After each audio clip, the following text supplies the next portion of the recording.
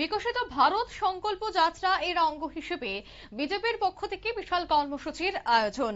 এদিন বিজেপি ঊনকোটি জেলা কমিটির উদ্যোগে কৈলাসহরের শ্রীরামপুর এলাকায় অবস্থিত বিবেকানন্দ হলঘরে বুধবার বিকেলে এক বুদ্ধিজীবী সম্মেলনের আয়োজন করা হয়। এই সম্মেলনে প্রধান বক্তা হিসেবে উপস্থিত ছিলেন রাজ্য ওবিসি কর্পোরেশনের চেয়ারম্যান তথা ঊনকোটি জেলার জেলাশাসক মৃণাল কান্তি দাস।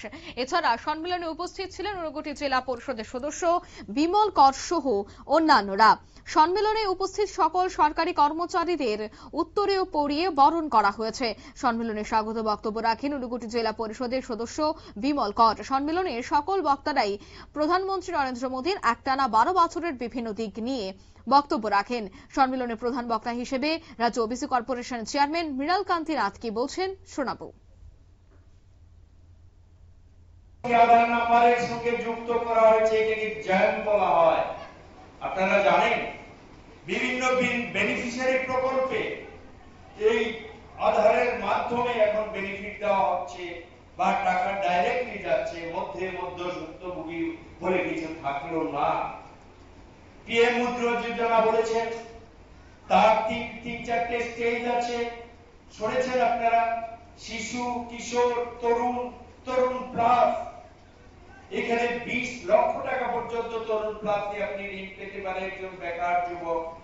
তার সংখ্যা 58 কোটি মানুষ 40 লক্ষ কোটি টাকা ঋণ পেয়ে গেছে মুদ্রায়। তাহলে দেখুন কি পরিমাণ ব্যাপক ভাবে ভারতের অর্থনীতি কোথায় গিয়ে দাঁড়িয়েছে। সব আপনারা জানেন পিএম স্বনিধি, যেখানে হকারদেরকে সাহায্য করা হয় 50,000 টাকা পর্যন্ত। 2020 সালে এটা চালু হয়েছিল। সেখানে 75 লক্ষ হকার, স্ট্রিট হকার, তারা এর বেনিফিট পেয়েছে। বলেছে পিএম আবাস।